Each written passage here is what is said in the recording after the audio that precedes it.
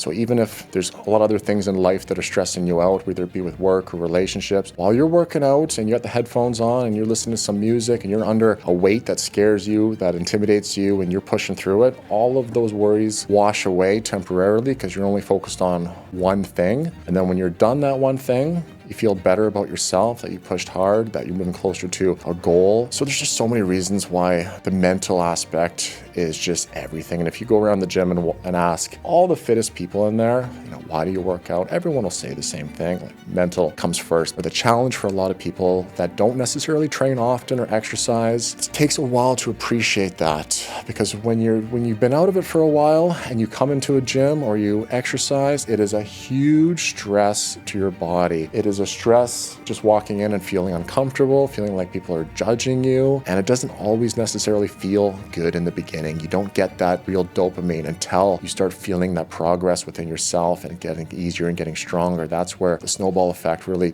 takes off. So in the beginning, it's hard, but as soon as you get over that hurdle, could be 2-3 weeks, it could be a month or two, but as soon as you get over that, it'll just get easier and feel better.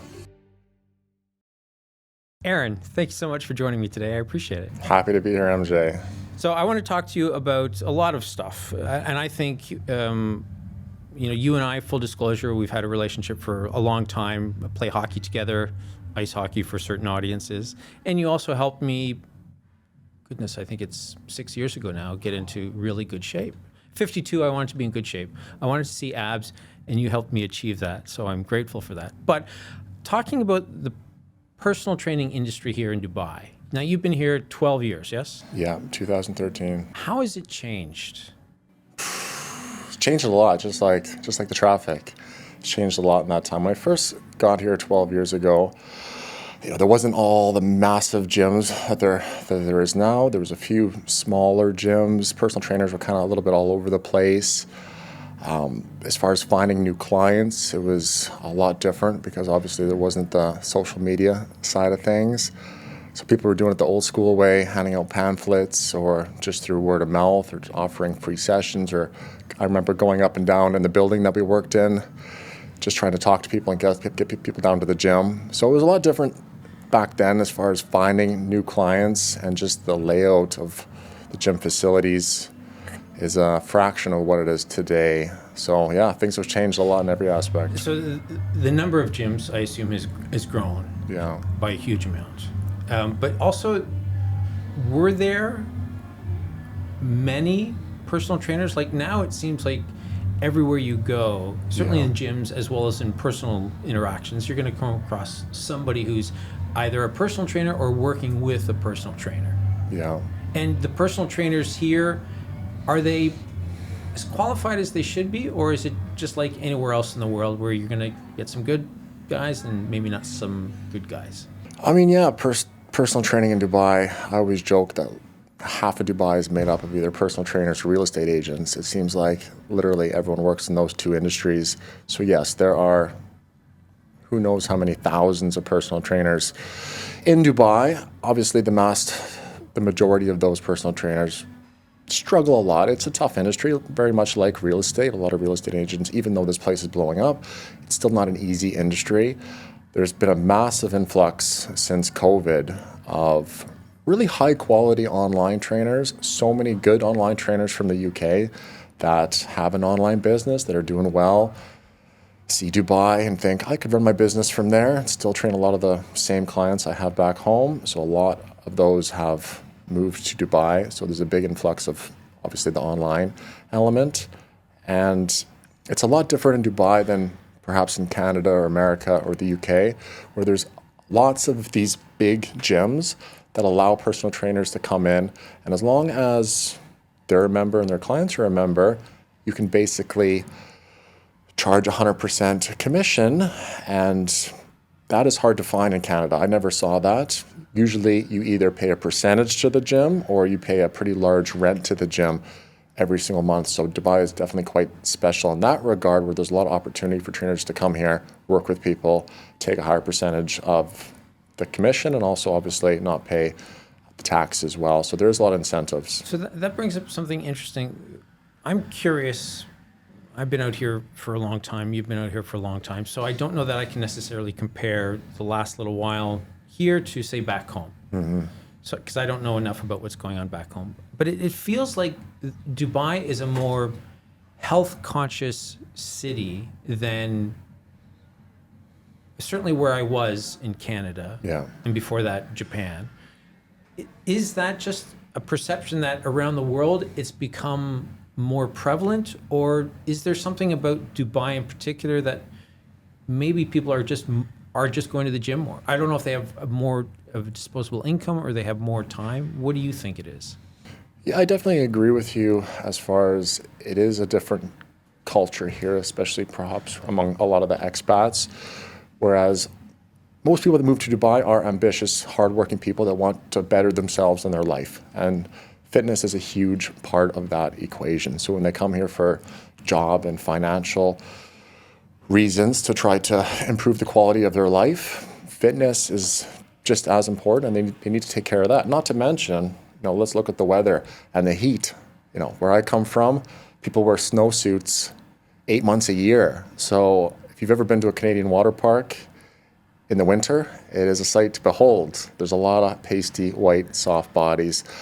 But in Dubai, let's face it, there's beaches, there's pools, there's extra incentive and pressure to look good and feel good. And where a lot of people do well financially, it's also a way to show off success and status.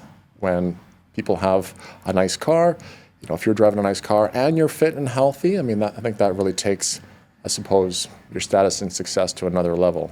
Yeah, I would agree with that. I also think that the weather element, one that I hadn't thought about is that pressure to, because you're going to be wearing either short sleeve shirts or maybe even a bathing suit, you're going to be able to show off more skin Absolutely. than where we come from. And and I think you also see other people. So maybe you might not be thinking, I need to get into shape, but you see somebody that maybe inspires you, or you have a buddy who's a personal trainer, or you see somebody who did get into good shape and you go, oh, that I want to do that as well. And I'm very aware of what you're saying, that there is the environment here, people have a little bit more income, and they also recognize that maybe, it's an opportunity to spend it more on myself as well.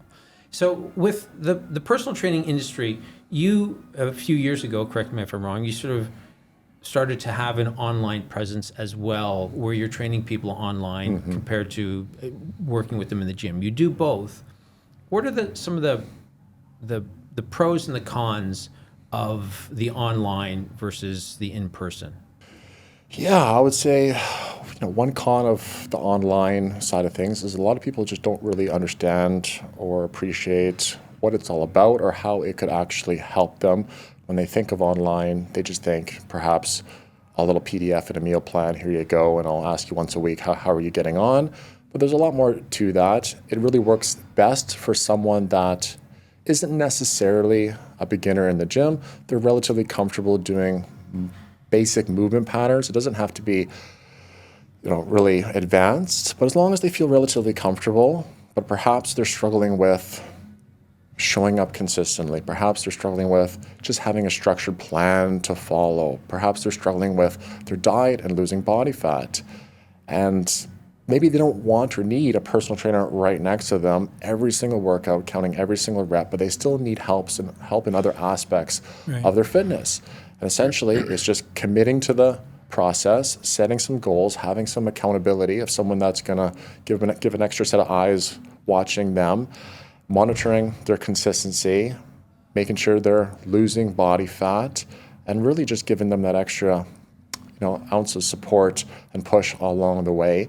They have the flexibility and freedom to train whenever they want. So a lot of people that are busy, they don't want to be tied down to meeting a personal trainer at set times at a set gym that's 20, 30 minutes away in traffic. That doesn't really work well for them, but they still want to just do a structured strength training routine. They don't necessarily want to do a class of circuit training either. So for that type of person, it can work incredibly well as long as they have really good communication and as long as they're clear on that they have to do the work at the end of the day, right? Just signing up to a program and thinking it's going to happen by Osmosis never works. They always have to do the training and the nutrition. It's my job to provide the training, the accountability, the support, the accountability, and the community of other people going through it. So the challenge is, if you're online or if it's in person, the challenge is that if I want to get into better shape, that I would face are similar? Would it be that the people who are online are maybe not focused on nutrition as much, or is it that the people who are in person are focused more on the training, or is it pretty much the same?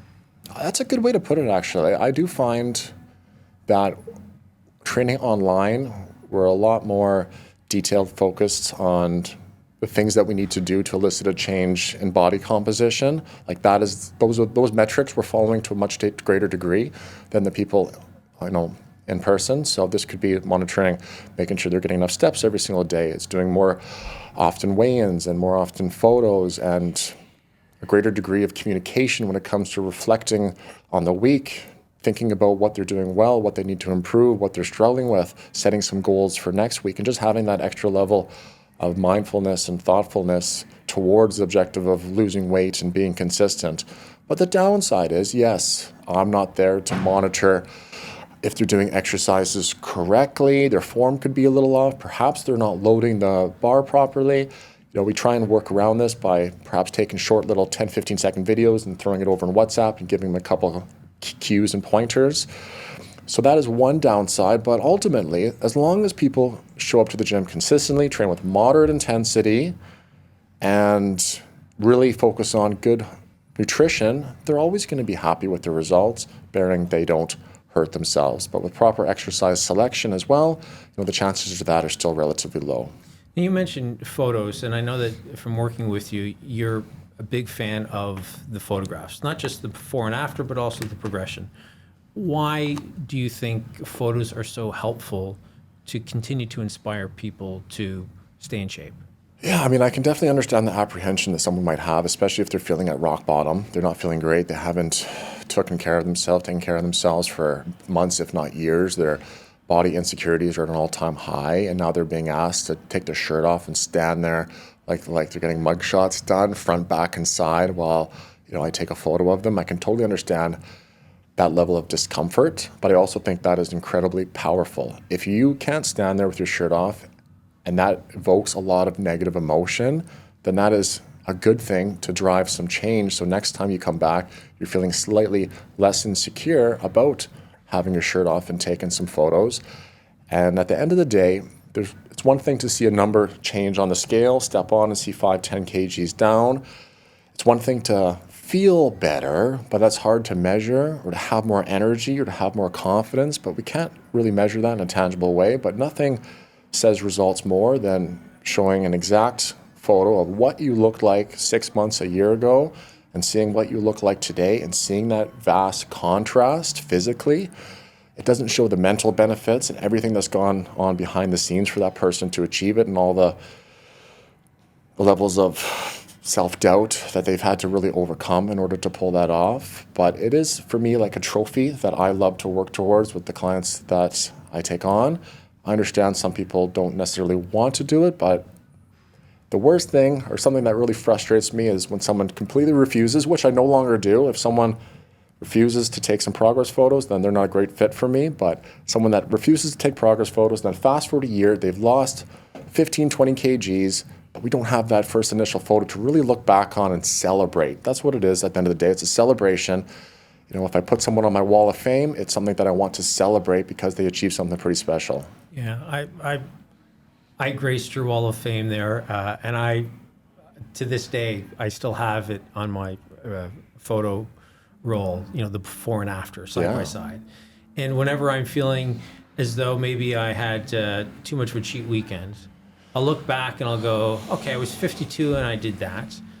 I'm almost 59, and I'm still going to keep chasing that. And I think there's so many, we talk about photographs, and you see so many other men online who are my age or older, and they may be taking stuff, they may not be, but they have the physique that is inspirational.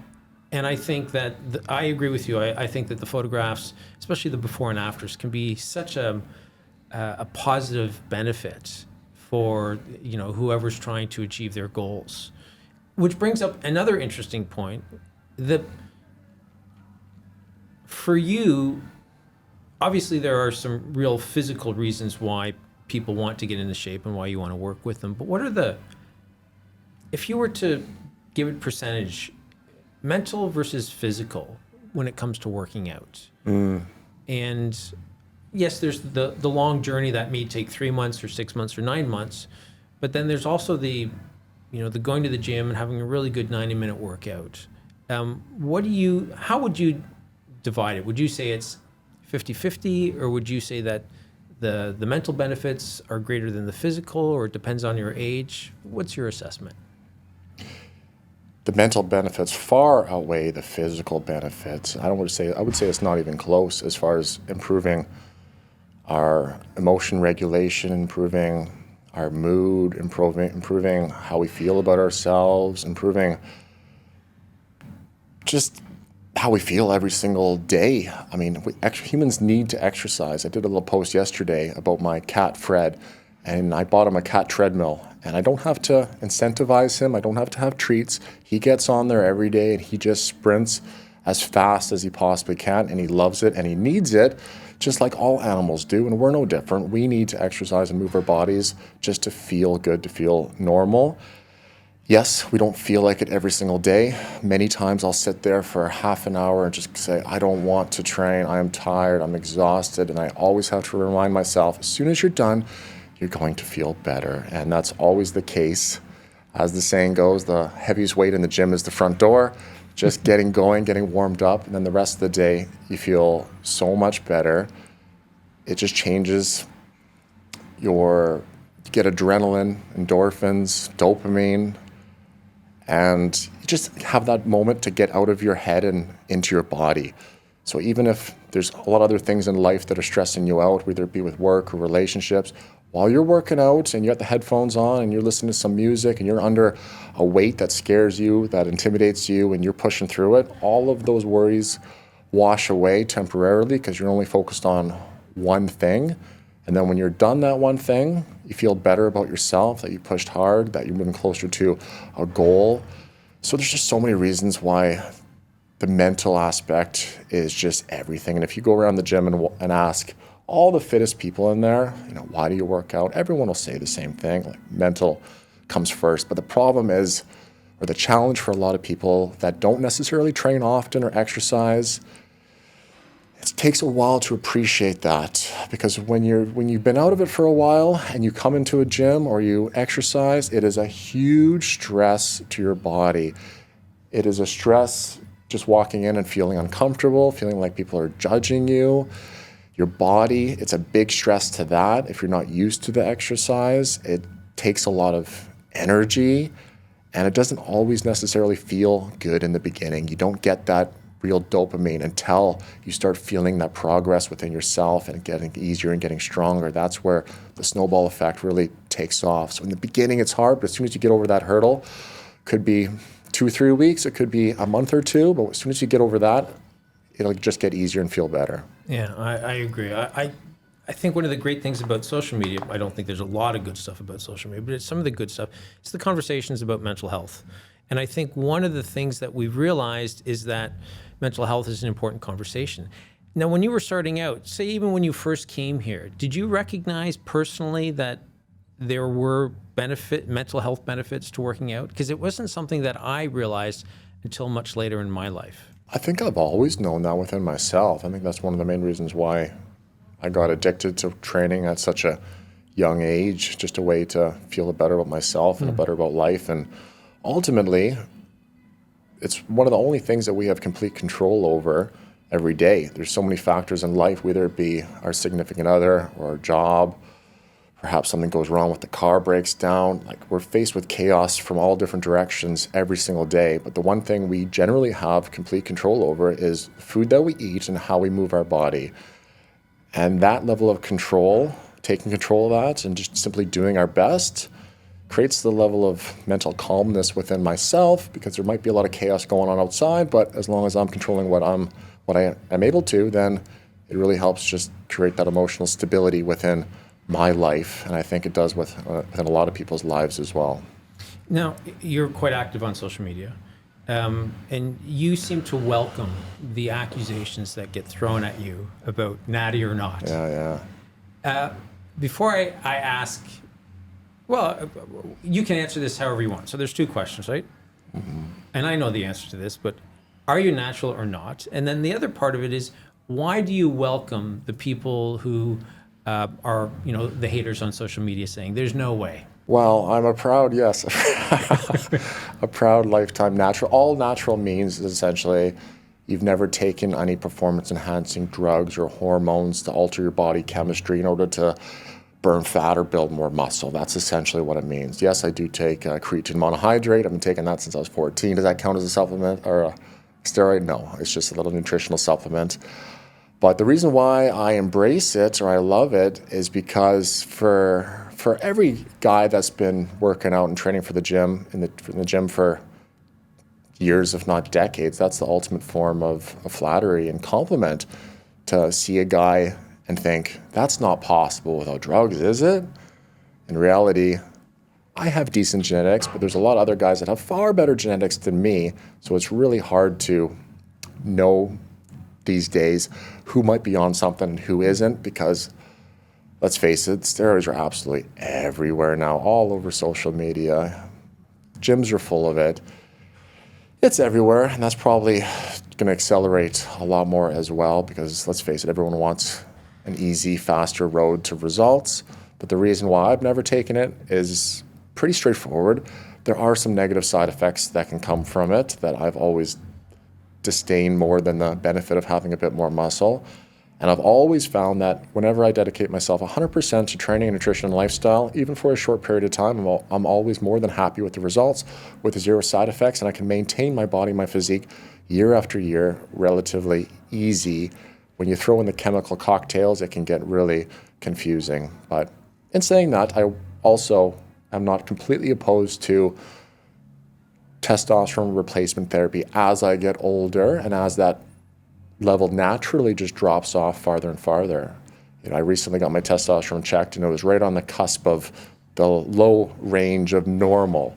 And even though I don't really feel too many side effects or too many consequences of low testosterone, it still makes me wonder, what would I feel like if I was in the high optimal range compared to where I'm at now? Because that's something that I thought about. As I said, I'm going to be 59 in several months. I think I'm in the best shape of my life. Mm-hmm. I still have visible abs, which for me is sort of the litmus test, right? Am I still in good shape? That to me is, can I see my abs? Yeah.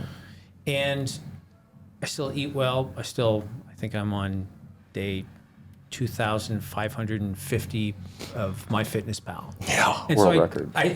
So I do all the things that I learned with you.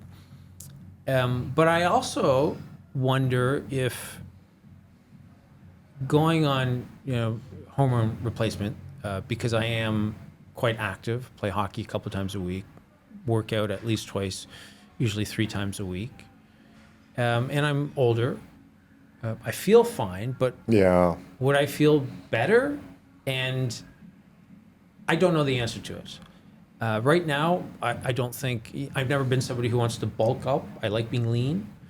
But I do think about that. So for you, do you think you'd ever get to that point where I want to try that because I want to see, if I'm feeling great now, would I feel great plus 10? Like, do you think, I guess you're not completely closed to the idea as you get older, trying to figure out what works best? Yeah, I mean, I think if there's ways to optimize your life to feel better mentally, emotionally, physically, then why not, as long as you're not doing it to the detriment of your health? And there is a big stigma around testosterone, obviously, but at the same time, testosterone among men right now is far lower than it ever has been 10, 20, 30, 40 years ago. Why do you think that is? Nobody knows exactly. I think it's a combination of many different factors, whether it be stress, lifestyle, extra alcohol, the food that we eat, processed food, lack of exercise, could be a combination of a lot of different factors working together, but no one's really been able to say definitively this is the reason. It's probably a multitude of different reasons, but the reality is that yes, most men's testosterone is much lower than it was in the 60s, 70s, 80s, and testosterone is massively important for feeling good, strong, capable, having energy, having confidence, libido. You know, it is a very powerful hormone. You just look at the difference between an ox and a bull. They look like different species, and that is just strictly down to testosterone. And do you think if you ever decided to go down that road, would you be honest on social media and say, you know, I'm trying something out, and now for the first time I'm doing something I haven't done before? Absolutely. I would 100% be. I would be a pretty big hypocrite after all these years of, you know, being the flag holder for the natty gang to flip sides and say and pretend like I'm still on that team. But at the end of the day, you got to do what's right for you, and just trying to learn more, watching a lot of podcasts. And I do see and hear about a lot of guys that do feel so much better, but it's not a decision that I'm going to jump into anytime soon, right? This would be something that maybe 5-10 years down the road if I feel like I get to that point. Now, you turned 40 in the last 12 months. Yeah. Was that a big thing for you? Was it, did it have a mental toll? Do you find that from a physical point of view, it's tougher to maintain? What are the challenges that you're facing having turned 40? It definitely is one of those birthdays that shakes you a little bit and just puts a different perspective on things. I think for me, it was the realization that 50 is only 10 years away and 30 felt like yesterday. So the next 10 years are going to go quick. And the realization that my prime peak physical years are pretty few at this point. Yes, you can have a great quality of life in your 60s, 70s, and 80s, but the things you want to do physically at a high level, it's a very small window of time. So there is some urgency behind that. And that was a big realization. As far as if it's gotten harder, no, I would say no. And most people are kind of surprised by that, but the reason why it hasn't gone harder is because I do have that sense of urgency. I don't want to waste this time. It's become such a part of my identity and my routine and my habits that it's just automatic. And as far as nutrition and food goes, the way I think and feel about food now, healthy food, I have a much greater appreciation for it than I ever have my entire life. So for me, eating healthy food and turning down processed food, perhaps drinking a bit less alcohol, going to sleep earlier, like these are habits that I find easier now because I have a greater appreciation for just feeling good and having better energy. A couple aspects that have gotten more difficult is the energy side of things. I do feel like I have a good energy top level. I can output a lot of energy for a short period of time, but that exhausts me a lot more than it used to. My energy capacity, I feel, is a lot lower. So it'll take you like a day or two to recover? Yeah, or even the rest of the day. I'm a little more drained. If I have a heavy leg day, I remember back in the day when we were playing hockey, I'd train heavy legs and then play hockey that night. Now I take 2 days between leg day and hockey. So that's an example. I just don't have the recovery and the energy capacity. And then injuries.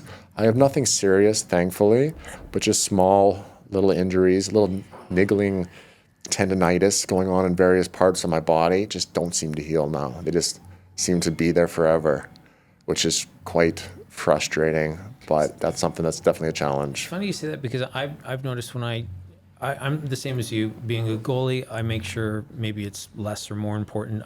I don't know, but I will not do legs before when I'm playing hockey. I really feel like I wasn't as sharp on the ice as I should have been.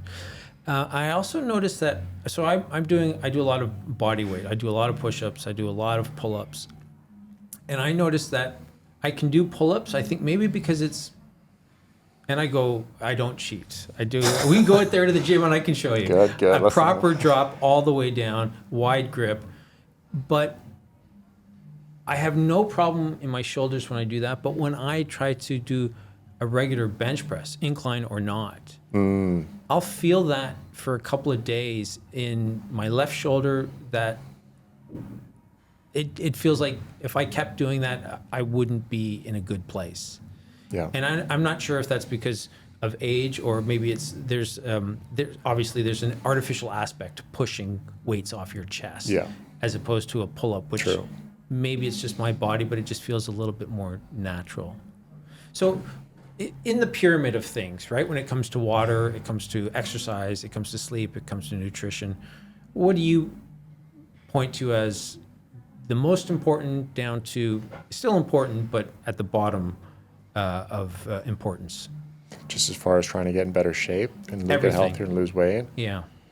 I would say the least important thing is at the very top of the pyramid is supplements, which most people, when they first get into trying to get in better shape, do I need some protein powder? No, you don't need any creatine or protein powder. Leave that to the very end until you've got everything else nailed. The most important factor, I believe, is nutrition by far. I don't think that's even close. Everyone's heard the saying, you can't outwork a bad diet, and yes, that is obviously true. So nutrition is the number one, I guess, health and body composition habit. Beyond that, just exercise that you enjoy, that you can do consistently. Strength training definitely has its benefits for people above and beyond different forms of exercise. So I believe everyone should incorporate some level of strength training into their routine, but doing something you enjoy, and beyond that, sleep and recovery. And I think that's about it then. That's kind of the basics, really. So social media and the role that it plays obviously helps you running a business. But if I come to you and I want to get into good shape, has social media helped or hurt me? Do you find that it helps or hurts your industry? Because I might come to you with completely impossible goals, but I saw it on social media. Yeah. Yeah, it's tough out there in the social media world. Attention's the new currency, as they say, and everyone's trying to get it. And generally speaking, the more controversial of an opinion you have, the more engagement you get, the more people that'll try and argue against it. So there's a big incentive to be controversial and to be edgy. At the end of the day, fitness is pretty straightforward, pretty basic. Most coaches teach and preach a lot of the same things. So how do you stand out from the crowd? Trying to be a little controversial, and that obviously can confuse people because they can hear conflicting information and be a little bit confused of what I should do, what I shouldn't do. Should I go keto? Is protein good for me, bad for me? How much cardio do I need to lose weight? They can just a lot of confusion out there because there's too much information and they don't know how to perhaps decipher it down to the stuff that they really need to implement and just keep it as consistent as simple as possible. All right, another question for good and bad stuff. When it comes to fitness trackers, Apple Watches or Whoop or whatever it might be, you think those are helpful, or are those, a bit of a incredibly financially lucrative scam? I've recently heard that the calorie expenditure estimations on there are wildly inaccurate, and I've never used them for that reason, such as I'm going to do a workout, I'm going to tap my Apple Watch and it's going to give me an accurate representation of how many calories I burned perhaps during that workout. I don't think that really matters that much. The main metrics that I try to look at is just basic daily steps. How many steps are we doing on average a day across a week? Sleep being a really important one. And I do like the recovery aspect. I recently got this Whoop 2 months ago, I believe. And it has been very useful. For someone that has OCD like you, maybe not though. I think it would just mentally fry your brain with all the different data points and numbers and different variables that you're trying to control. I see for some people, it can just be too much of a distraction and it can get in your head. If it's saying your recovery's in the red, it almost is self-fulfilling that you feel like garbage, like, it's saying I feel horrible. I kind of do feel horrible. So you can almost convince yourself that you feel worse than you actually do just by the watch telling you that you don't feel good right now. You're weak, you're tired. It's like, yeah. And the sleep requirements, it tells me I need to go to bed at 7:30 every single night. Is that realistic? No, it's not realistic. So that might play on you a little bit as well. So you use it then How is it helpful for you, the Whoop? If I have a couple bad nights sleep in a row or poor night's sleep, and it's showing that my recovery is poor and poor, I'll make a extra effort to go to bed earlier that night, and perhaps I won't do an intense workout that day. So I do find it's quite helpful in that regard. It's interesting comparing data against someone else as well. I was looking at my friend, and he was just completely in the red all week, and he was amazed at how well I was recovered, and perhaps it was a bit of a wake-up call to him that he perhaps realized, okay, I need to sleep a little bit better here and recover a bit more. I'm kind of burning out. He was complaining about feeling tired. I was like, well, yeah, look at you. You're redlining every day. Maybe you should rest up a little bit. No wonder you're tired. So it can help in that regard, I think. And are there, so you mentioned my OCD. It's funny, I'm not OCD except when it comes to weighing my food and tracking my fitness pal and doing all that. It's the only thing, one aspect of my life where I'm like ridiculously anal about these things.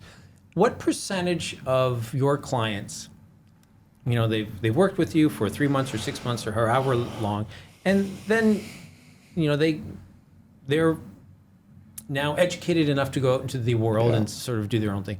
What percentage of your clients sort of are good at being able to maintain after they don't have maybe the structure or the accountability that you provide? Yeah, that's a good question. I think it depends on a few factors.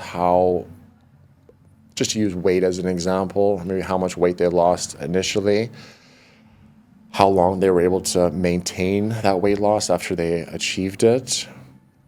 Perhaps not all the habits stuck, but that's not always necessarily a bad thing. Perhaps if they were training in the gym consistently, maybe they're doing different things now and they moved around. Generally speaking, yes, if someone loses a lot of weight, chances are pretty high that they'll gain some of that weight back. It's not always, very rarely is it all the way back up to, I guess, where they were previously, but many times they might gain a few kgs back.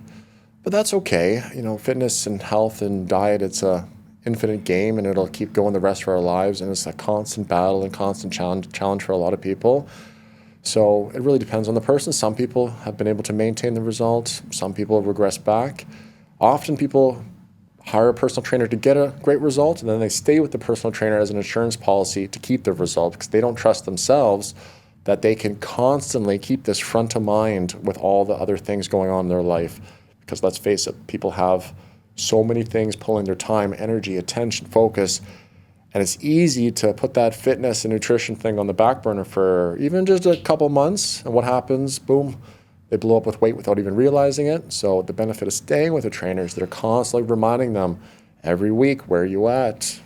Are you being consistent? Are you training? And even though it might be a little bit annoying to hear at times, it's something that they need more than they necessarily always want. So yeah, I have many clients that have stayed with me 5, 6, 7, 8 years, which is great. It is great in one regard, and I do enjoy the long-termers as well. Good. Aaron, thank you so much for this. Appreciate it, MJ. Hope you got some value out of that. Thank you.